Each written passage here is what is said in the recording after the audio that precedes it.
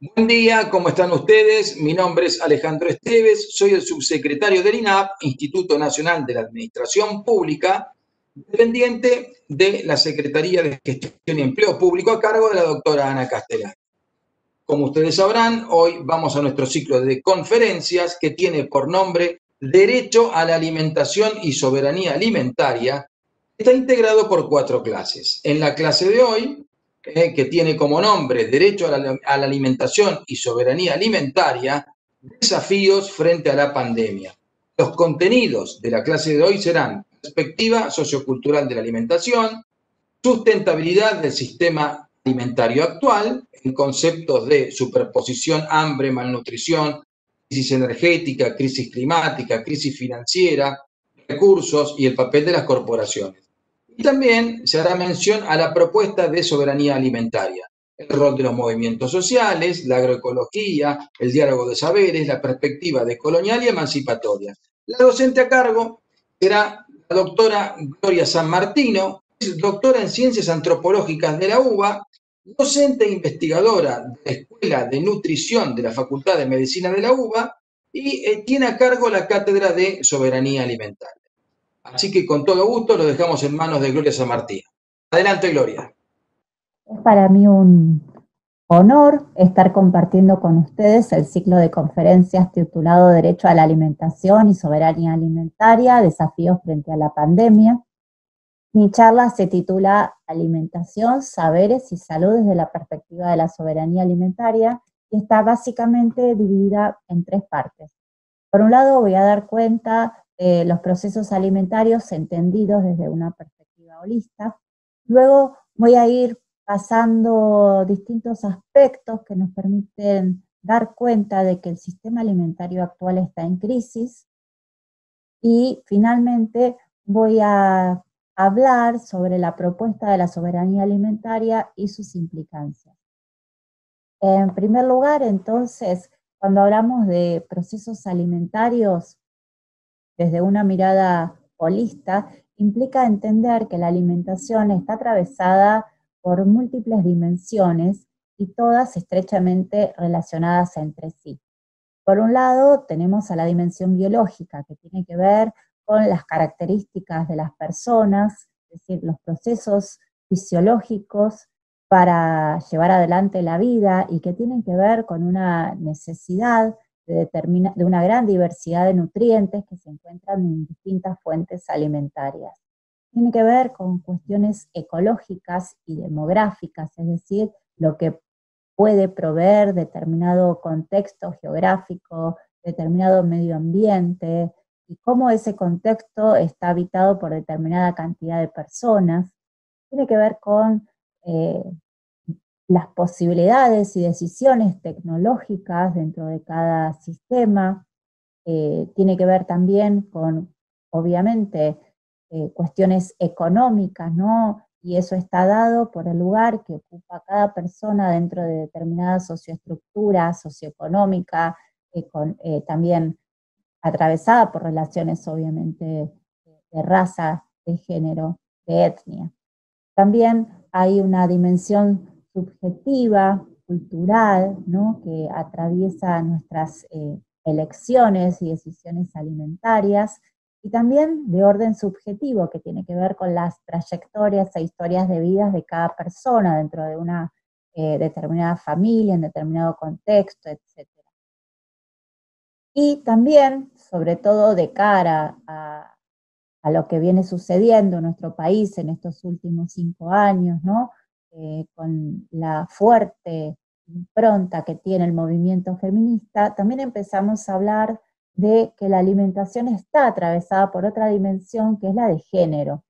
¿Y por qué decimos esto? Porque prácticamente todas las tareas de cuidado, ¿no? Arrancando por la lactancia, los procesos relacionados a la preparación de los alimentos, al cuidado del hogar, al cuidado de los integrantes del hogar, pareciera ser, están totalmente vinculados con las mujeres, ¿no? Y estos procesos están atravesados por la construcción, ¿no? Del patriarcado que lleva ya miles de años, y que es interesante e importante también comenzar a desmontar y luego lo vamos a también estar relacionando con la propuesta de la soberanía alimentaria. Bueno, decimos entonces que nuestro actual sistema alimentario está en crisis, decimos que en realidad nos está hablando de que nuestra civilización está en crisis y empezamos a ver distintos aspectos que nos permiten señalar esto. Por un lado, porque a pesar de que tenemos alimentos para alimentar a todas las personas en este mundo desde 1985, nos encontramos con los datos de la FAO del año 2019 de que más de 820 millones de personas continúan padeciendo hambre. Nos encontramos también con que unos 2.000 millones de personas siguen padeciendo inseguridad alimentaria, ya sea moderada o grave, y que otra alarmante cifra, que es de más de 2.000 millones de personas con sobrepeso y un tercio de las mismas con obesidad. Es decir, que son las dos caras de la malnutrición. Y todo esto está relacionado con las enfermedades no transmisibles, como diabetes, hipertensión, problemas cardiovasculares, algunos tipos de cáncer, que estas muertes obedecen el 70% de las muertes a nivel internacional tiene que ver con estos padecimientos. En nuestro país, obviamente no queda por fuera de este contexto. Desde el año pasado, de acuerdo a los datos que arrojan la encuesta de nutrición y salud, sabemos que solamente para la población adulta tenemos que casi un 68% padece sobrepeso y obesidad. Y si esto lo relacionamos con que las personas más vulnerables son los niños, las niñas, las mujeres, los miembros de pueblos indígenas y habitantes rurales. Es decir, que lo que vemos es que las desigualdades sociales y económicas agravan el problema de la malnutrición. Nos encontramos entonces, además, en contextos obesogénicos, prácticamente en una gran totalidad de zonas urbanas de todos los países, ¿no?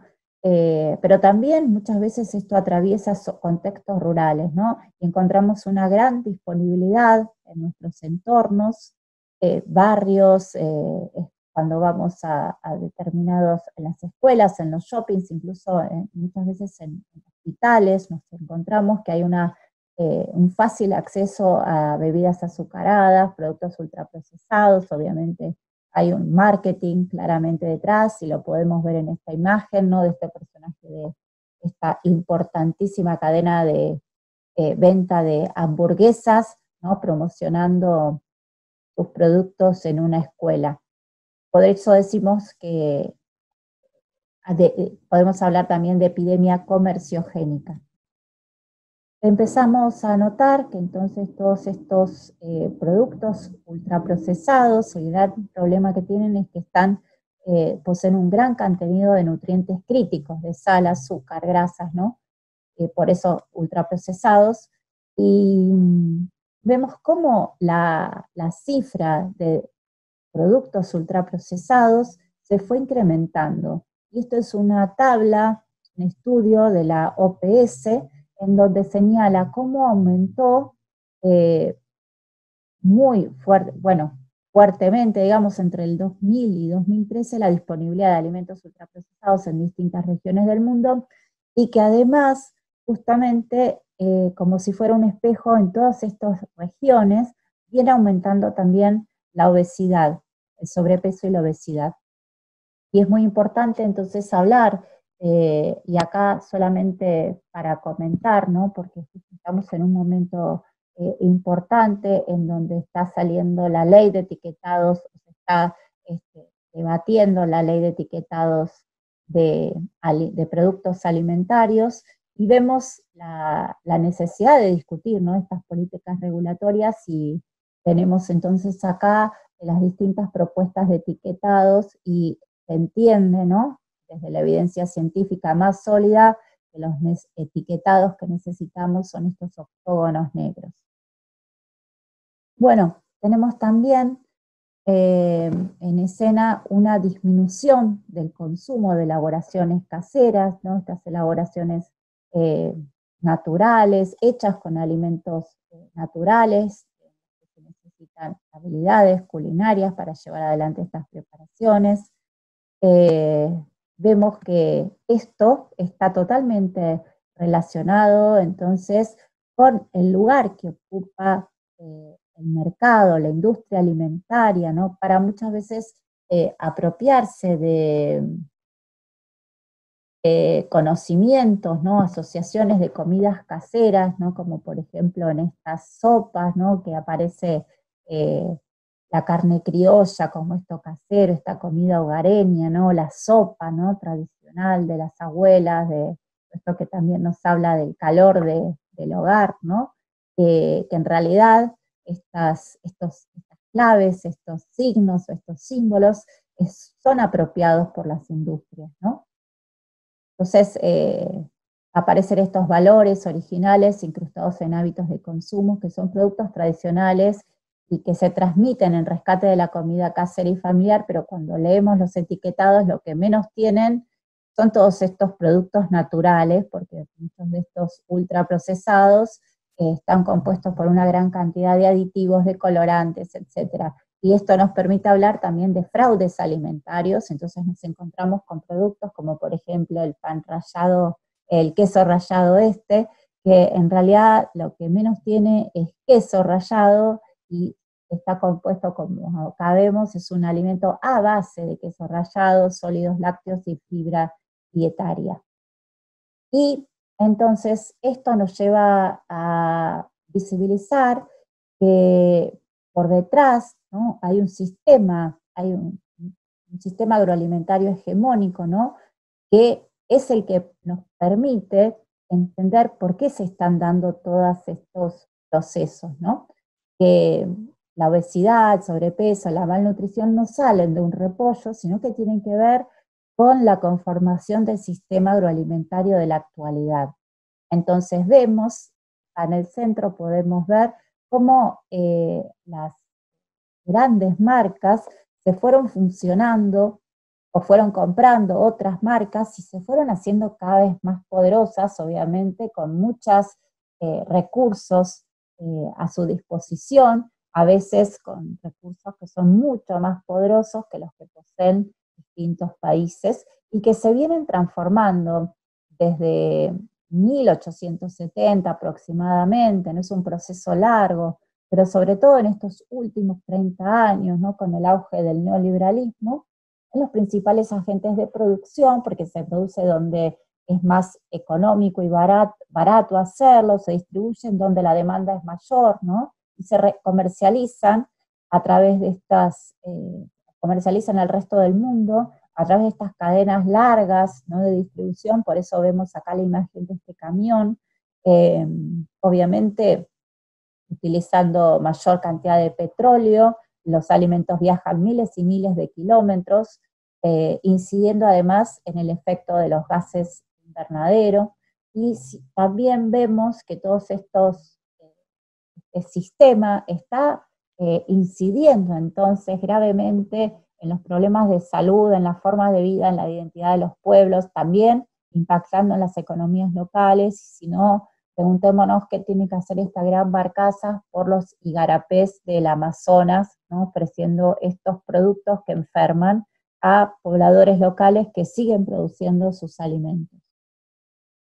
Entonces, como decía, este proceso agroalimentario de la actualidad, o dominante, o hegemónico, tiene un punto de inicio, y acá me voy a detener un momentito para dar claves, para entender este proceso, cómo se conforma este proceso agroalimentario de la actualidad, y lo encontramos, que sus inicios se dan en la revolución agrícola y científica de la Europa del siglo XVII, XVIII también, donde se produce un hecho crucial que tiene que ver con la desarticulación de las tierras comunales en los espacios privados, estos derechos consuetudinarios que tenían los campesinos, ¿no? Para producir en los bosques comunitarios. Estos bosques son cercados y comienzan a producirse entonces los acercamientos de los bienes comunes, es lo que Marx se conoce como acumulación originaria, y tiene que ver con la disolución violenta de la reproducción autosuficiente de la vida, tal como se conocía hasta ese momento, ¿no? Y acá aparece entonces un poquito la génesis de todo este proceso, también conocido como capitalismo, obviamente, que sigue rigiendo en la actualidad. Y obviamente acá vemos la conquista de América está vinculada, ¿no?, con esta acumulación originaria, con este capitalismo inicial. Bueno, hay un primer ciclo entonces que establecemos aproximadamente entre 1870 y 1940, antes de la Segunda Guerra Mundial, en donde la hegemonía estaba en manos más que nada de Inglaterra y en donde los productos se produce una, digamos, distribución también del globo, ¿no? Los productores de las Antillas son principalmente los que van a proveer de alimentos baratos, ¿no? Es como la clave precisamente de Inglaterra, productos como por ejemplo café, banana, tabaco, ¿no?, que vienen de estas islas a precios muy masivos, muy económicos, obviamente porque la mano de obra era básicamente esclava, ¿no? No había costos de pago de sueldos, ¿no? Y las tierras eran apropiadas a los pobladores originarios locales. Entonces, básicamente por estas razones que Inglaterra aparece en la cabeza de este proceso inicial. Se va creando de a poco la agricultura fabril, ¿no? Porque hasta ese momento, más que nada, las semillas todavía estaban en manos de los campesinos, y bueno, acá se comienzan a dar otros procesos, y se da origen a la cocina industrial, ¿no? Entonces, poco a poco, una gran cantidad de procesos que eran propios de las cocinas, ¿no?, que se realizaban en los hogares, como por ejemplo tener gallineros o tener animales cerquita para faenar, ¿no? Eran procesos que estaban como considerados como parte del hecho de cocinar. Todo eso se va a ir como ocupando cada vez más la industria de todas estas actividades vinculadas a la cocina. Aparece un segundo ciclo, ¿no? Obviamente esto es todo un modelo, ¿no? Pero que se da luego de la Segunda Guerra Mundial, con la hegemonía de Estados Unidos a la cabeza, con una clara intencionalidad de apoyo a la agricultura científica, ¿no? Donde se dispone una gran cantidad de recursos económicos para hacer investigaciones respecto a la fertilización de las semillas, creación de insecticidas, herbicidas químicos, y de la mano aparecen todas las políticas productivistas de desarrollo rural, o muy conocidas como Revolución Verde, ¿no?, que tienen que ver con el incremento de la producción agrícola, ¿no?, que se pensaba como respuesta al hambre, y que claramente fue un fracaso estrepitoso porque llevó a la pobreza a muchos campesinos, porque bueno, la Revolución Verde, si algo no puso, digamos, sobre la mesa, fue una distribución de la tierra, ¿no? Entonces, ese aumento de la productividad se realizaba siempre sobre las mismas tierras. De la mano aparece la creciente artificialización de los alimentos, y algo muy importante es que en ese entonces todavía regían los estados de bienestar, básicamente preocupados por mantener los alimentos relativamente baratos. Esto va a ir cambiando, entonces a partir de fines de la década de los 70, de 1970, con el auge de las políticas desregulatorias o tan conocidas, ¿no?, como neoliberalismo, aparece, y también, ¿no?, ya con una más fuerte hegemonía por parte de Estados Unidos, un nuevo patrón tecnológico que tiene que ver con otros modos de consumo, con otras estructuras productivistas, ¿no?, reorganización de prácticas políticas, en donde se produce, digamos, la base sobre la cual estas corporaciones, que ya eran importantes, comienzan a tener cada vez mayor poder, ¿no?, en el marco de esta, entre comillas, libertad de comercio, ¿no?, donde se encuadra este poder monopolista corporativo que ya explosiona, como decía recién, a nivel global.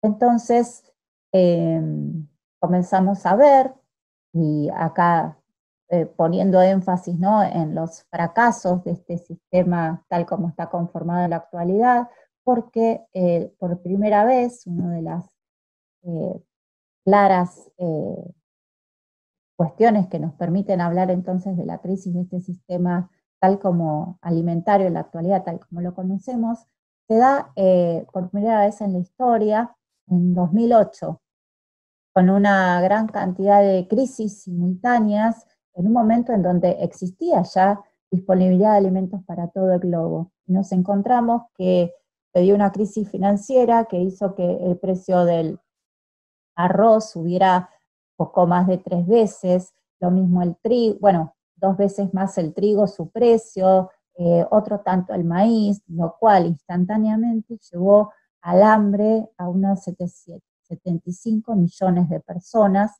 mientras en ese mismo y preciso momento las corporaciones de insumos y semillas lograron enormes ganancias, ¿no? Entonces, como dice Gilal Gerber, que ella fue una de las relatoras del derecho a la alimentación, ¿no?, de la ONU, la producción agrícola se da a costa de la salud humana y el medio ambiente, ¿no? Y el aumento de la producción de alimentos, además, no ha logrado eliminar el hambre en todo el mundo. Este modelo que se instala desde la Revolución Verde, claramente no está dando respuestas y sí está generando entonces problemas de salud a las personas y también al ambiente, por algo que ahora vamos a seguir viendo. Entonces, tenemos que este modelo se sostiene en la pérdida de la biodiversidad, y este es un estudio solamente ejemplificador que nos muestra cómo a principios del siglo XX se disponía de una gran variedad de semillas de distintos alimentos y cómo 80 años después, en 1983, esas semillas se habían ido perdiendo y habían, por ejemplo, para el caso del tomate, a principios del siglo XX teníamos más de 400 variedades de semillas y en 1983 tan solo 79. Tenemos que considerar que ya pasaron muchos años desde entonces. Y tenemos que, bueno, esto viene a la par del modelo, de la instalación del modelo de los agronegocios, ¿no?, que tiene que ver con la producción de commodities para la exportación, a partir del uso de tecnología de punta en grandes unidades productivas. En nuestro país, claramente sabemos que el 60% de la producción está orientada a este tipo de monocultivos, con la soja a la cabeza. Y las grandes empresas que promocionan este modelo son muy poquitas, ¿no? Están concentradas en muy poquitas manos, pero bueno, con estos grandes recursos a su disposición para incidir en las políticas agropecuarias orientadas a la producción de commodities.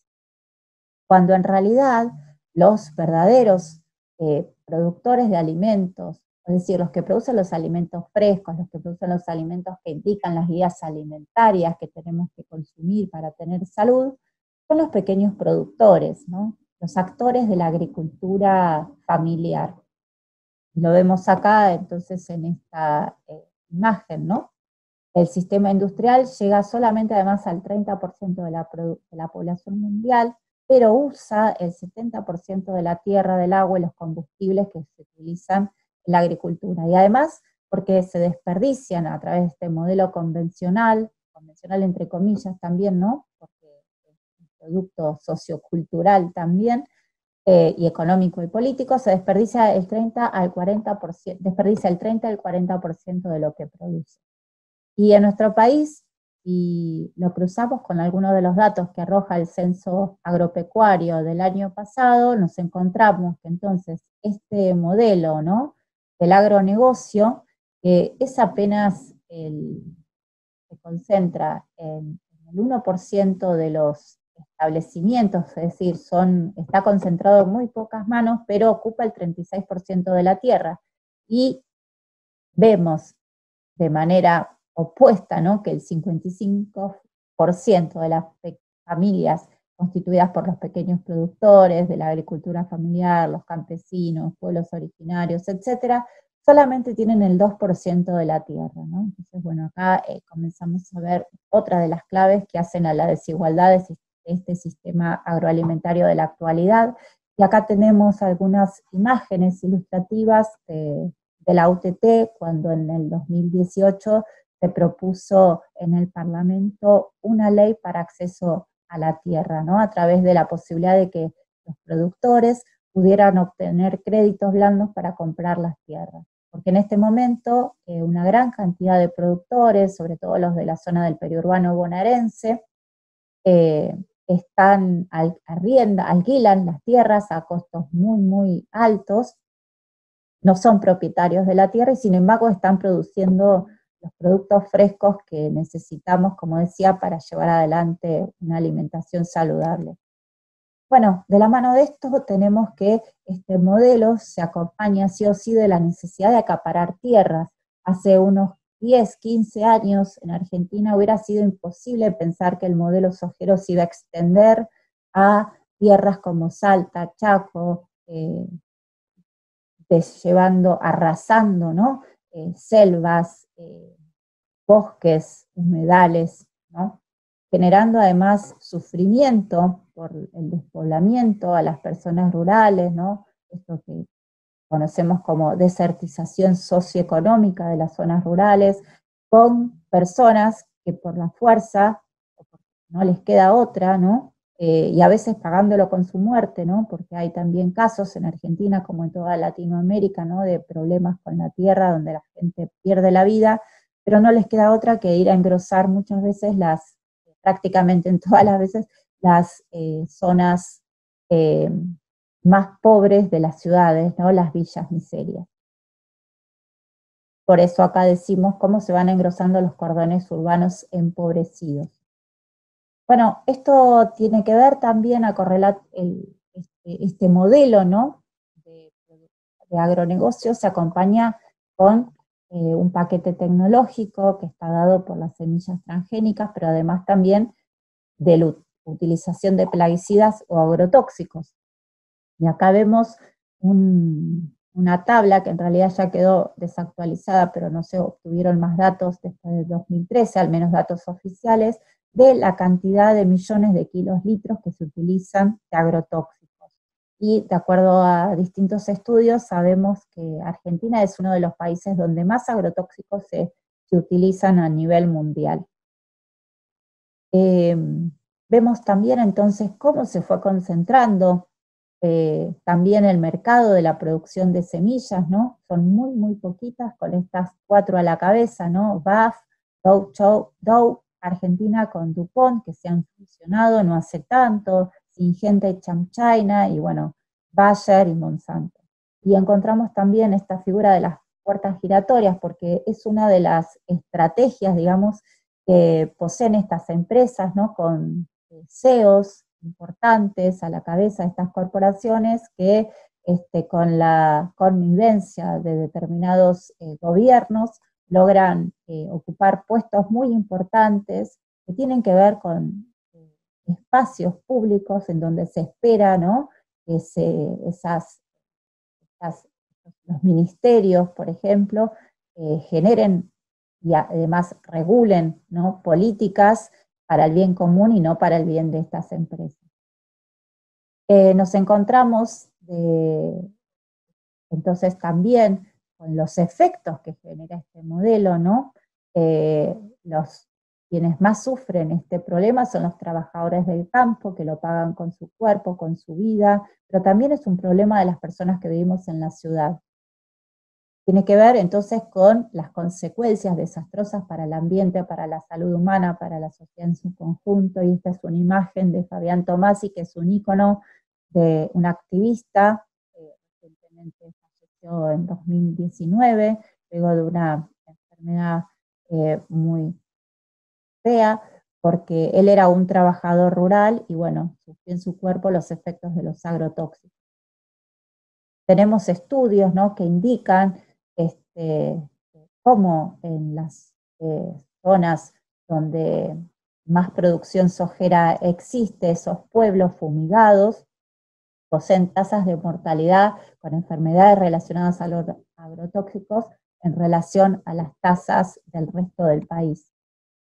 Y decía también que es un problema de las personas que vivimos en las zonas urbanas, en las ciudades, porque también estamos consumiendo los alimentos que se producen, estos alimentos viajan, ¿no? Esto es un estudio que hizo Naturaleza de Derecho, que si les interesa lo pueden googlear, en donde nos encontramos con que una gran cantidad de verduras, de frutas, poseen una cifra de agrotóxicos que claramente no deberían estar y no deberíamos estar consumiendo, generando obviamente efectos crónicos en la salud, a veces agudos también. Entonces, por todas estas cuestiones empezamos a ver la necesidad de empezar a cambiar este modelo de producción, distribución y consumo alimentario en la actualidad. Y ya lo dicen los organismos como FAO, OPS, la Organización Mundial de la Salud, la ONU, ¿no? La necesidad entonces de cambiar por un modelo que dé salud a las personas y también al ambiente. Y bueno, la propuesta de la soberanía alimentaria surge en 1996, es la contrapropuesta a la de la seguridad alimentaria, que es la propuesta de la FAO, ¿no? Ambas, es importante señalar, que están enmarcadas en el derecho humano a la alimentación, ¿no? Y mientras la propuesta de la seguridad alimentaria, que es la planteada por la FAO, que no problematiza básicamente de dónde vienen los alimentos, sino que simplemente las personas tengan acceso a los alimentos, la propuesta de la soberanía alimentaria sí cuestiona quién produce los alimentos, cómo se producen, ¿no? Entonces, en este sentido, la propuesta de la soberanía alimentaria es un enfoque, es un norte, es como un enfoque, digamos, como un paradigma, ¿no? Como el del género, como el enfoque feminista, que viene a cuestionar entonces de qué manera se están produciendo estos alimentos, por qué existe un actor tan potente como el sector supermercadista que aglutina el 75% de la distribución de los alimentos, por qué existen estas corporaciones, ¿no? ¿Por qué no pensar entonces en la necesidad de democratizar el sistema productivo, de priorizar la producción agrícola local? Algo que todavía no mencioné es quién quién hace la propuesta de la soberanía alimentaria, y es la Vía Campesina. Está constituida por 200 millones de campesinos, es una organización de base que viene creciendo de manera ininterrumpida desde hace entonces más de 20 años, y la propuesta es esta, ¿no? La de democratizar el sistema alimentario para que los campesinos, los pequeños productores, tengan acceso a la tierra, al agua, a las semillas, es decir, a los recursos productivos, ¿no? Es el derecho entonces de los pueblos, de las distintas comunidades, de poder decidir qué producir y qué consumir. Decidir es la potestad para decidir qué se quiere consumir, qué se quiere comer. Y tiene que ver también con la protección de las importaciones agrícolas y alimentarias, ¿no? Está visibilizando acá el problema del dumping. Entonces, ¿no? Estos productos que a veces son demasiado baratos, que inciden obviamente en las economías locales. Tiene que ver entonces con la participación de los pueblos en la definición de las políticas agrarias, y tiene que ver con el reconocimiento de los derechos de los campesinos y campesinas, que desempeñan entonces un lugar clave en la producción agrícola y en la alimentación. Tiene que ver entonces con generar puentes entre las zonas rurales y las zonas urbanas, con crear canales cortos de distribución, ¿no? De producir desde la propuesta básicamente de la agroecología, que no es solamente una propuesta técnica, sino que tiene que ver justamente con democratizar el sistema alimentario, ¿no? Se da la mano la propuesta de la agroecología, de la soberanía alimentaria, con una mirada de género, ¿no? De visibilizar la situación de las mujeres, ¿no? Respecto al lugar que ocupan en la posesión de tierras, en las posibilidades productivas, ¿no? En la necesidad socializar también las actividades vinculadas a la alimentación, ¿no? Visibilizar a veces la triple carga laboral que sufren las mujeres, ¿no? En estos contextos de producción de alimentos en las zonas rurales, en donde se pone la cabeza la necesidad de pensar la agricultura familiar, ¿no? Dentro del sistema productivo. Entonces, básicamente se piensa en un anclaje que tiene que ver con la producción de alimentos sanos, seguros y soberanos, ¿no? Para las personas, pero también para el ambiente, ¿no? Y haciendo una democratización de las relaciones, en busca de relaciones más horizontales entre todos los integrantes, entre todos los productores y consumidores. Y se basa también un poco, y ahí esta es una de las claves de la propuesta de la soberanía alimentaria, de la vía campesina, ¿no? Del diálogo de saberes, es decir, que implica poder ver distintas maneras de producción, poder abrir las miradas a otros enfoques, a otros sentires, a otras maneras de entender la alimentación, también la salud, el cuidado, ¿no?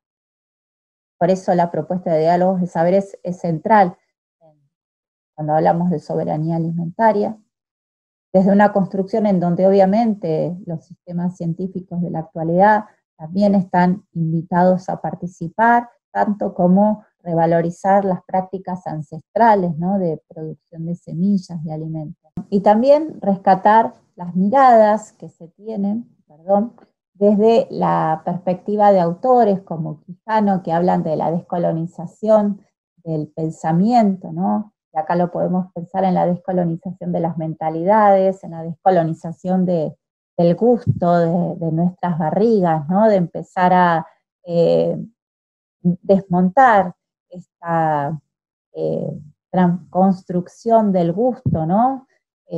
Nuestro gusto muchas veces está formateado por las publicidades, por estas propuestas de las grandes corporaciones, ¿no?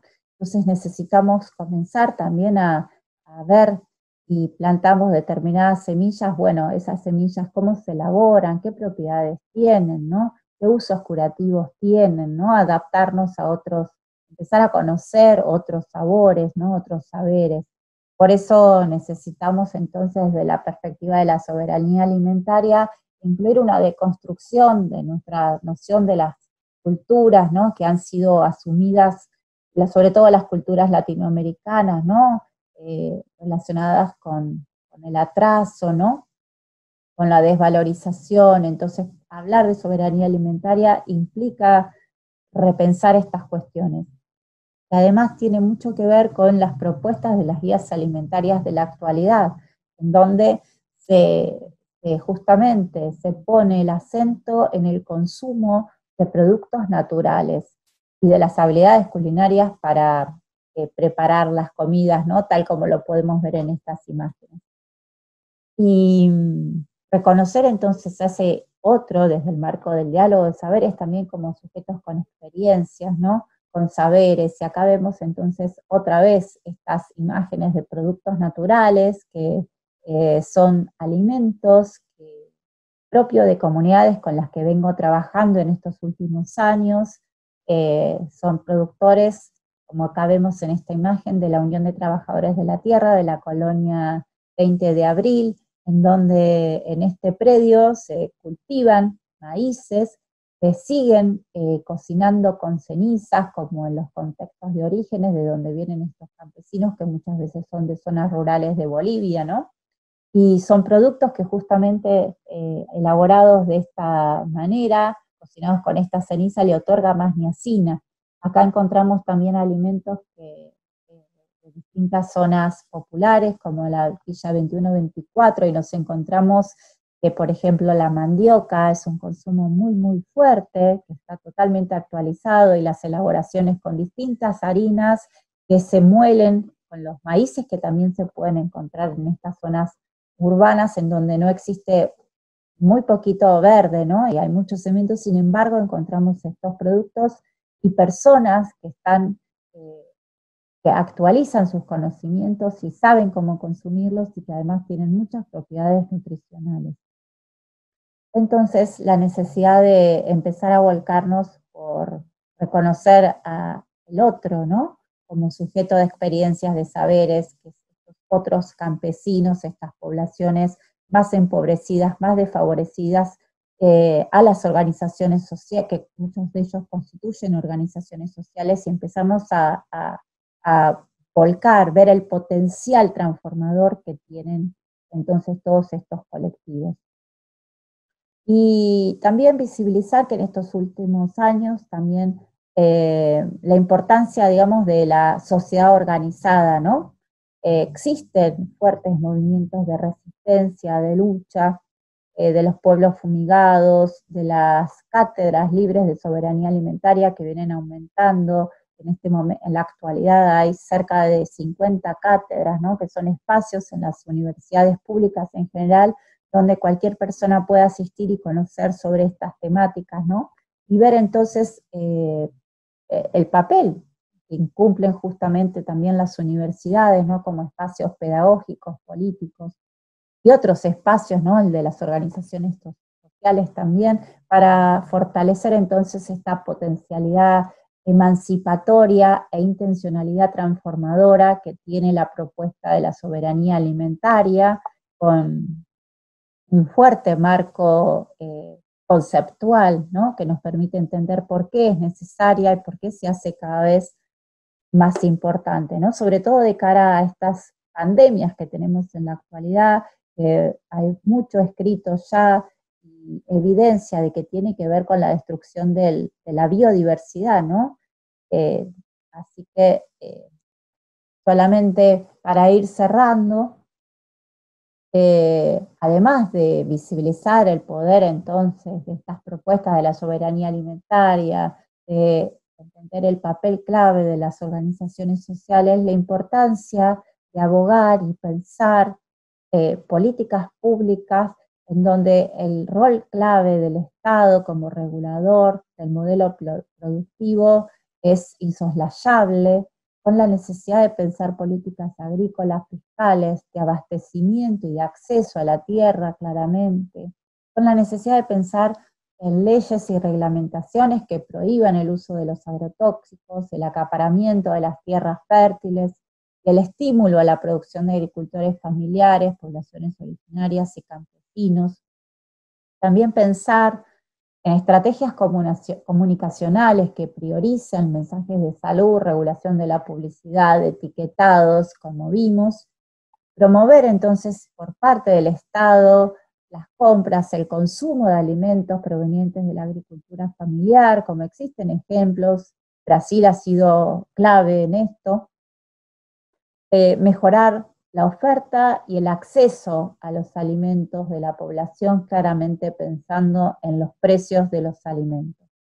Así que solamente me resta un agradecimiento al INAP, al Instituto Nacional de la Administración Pública, a Aníbal Corrado, del Departamento de Derecho y Ciencias Políticas de la Universidad Nacional de La Matanza, y a Carolina Feito, que fue quien me invitó y coordinó este ciclo de conferencias. Muchas gracias.